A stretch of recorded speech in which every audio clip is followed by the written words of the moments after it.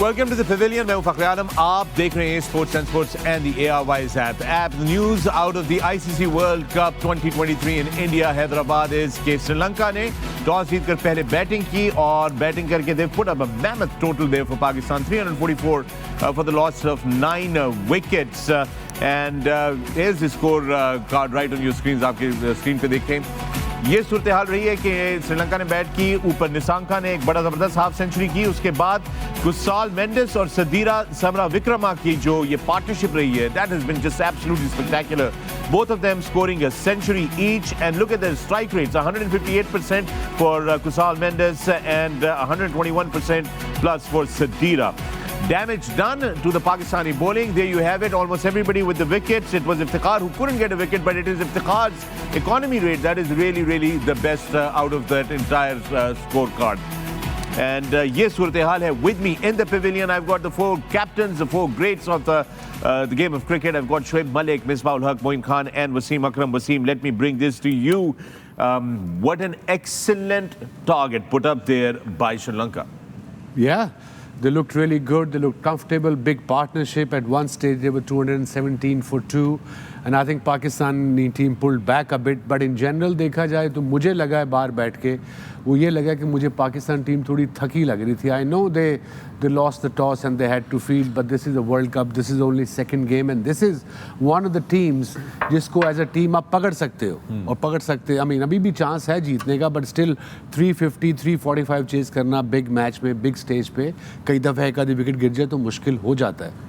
मिसबा, पाकिस्तान ने warm up matches में ये 300 वाले प्लस एक खुद किया हुआ टारगेट उन्होंने वो फुलफिल किया हुआ है. So you think that this target now how does the Pakistani team plan to go about their business chasing this? Obviously, I mean, it is chaseable.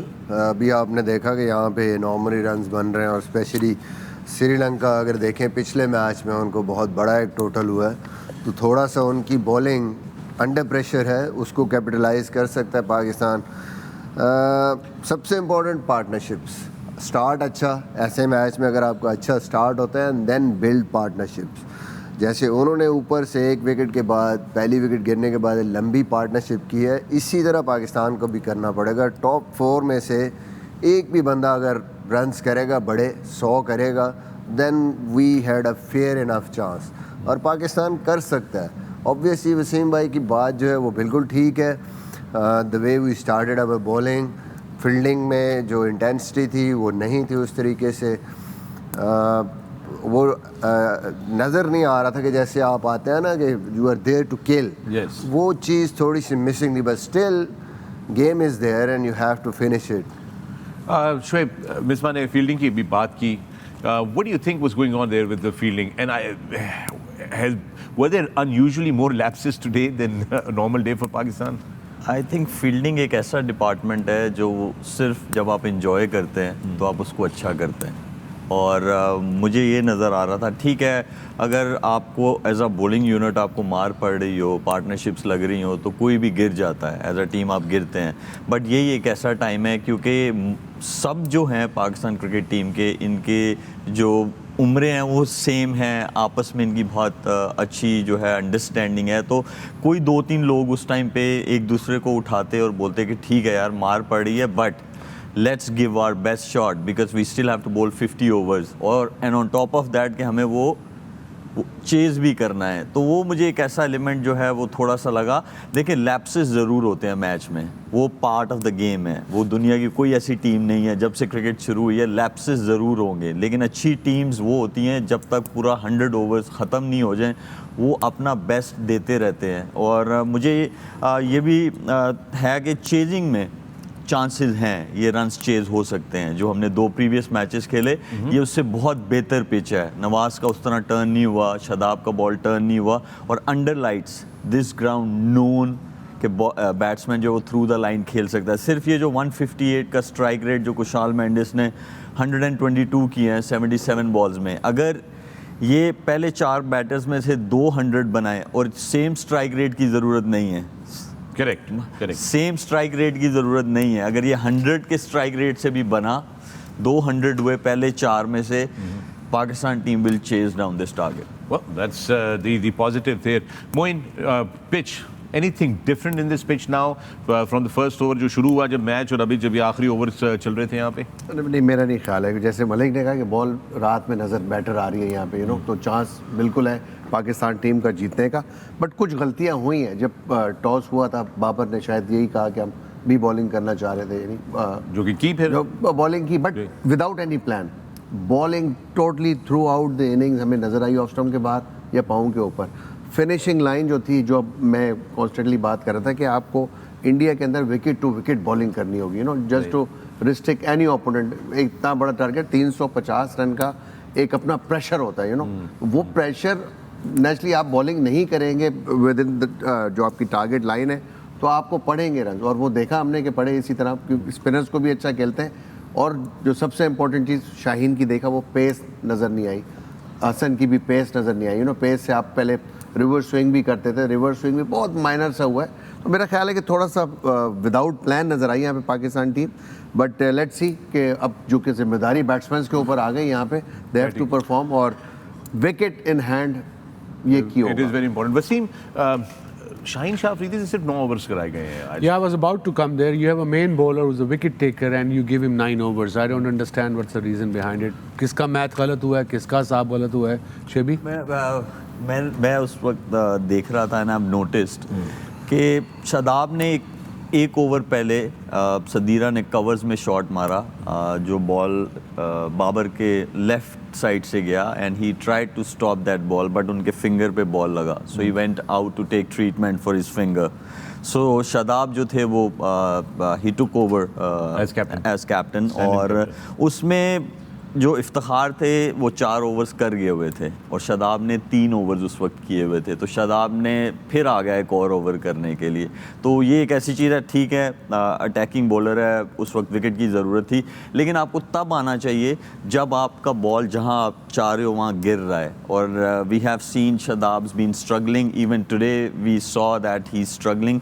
ऐसी सिचुएशन में आपको, मुझे लगता है कि टीम का गोल पहले होना चाहिए। आपको ये नहीं सोचना कि नहीं, अगर मुझे रिस्पॉन्सिबिलिटी मिली है मैं एक और ओवर जो है वो कर लूँ, वो एक ऐसी मिस कैलकुलेशन जो है। I don't know, mindset have probably changed nowadays.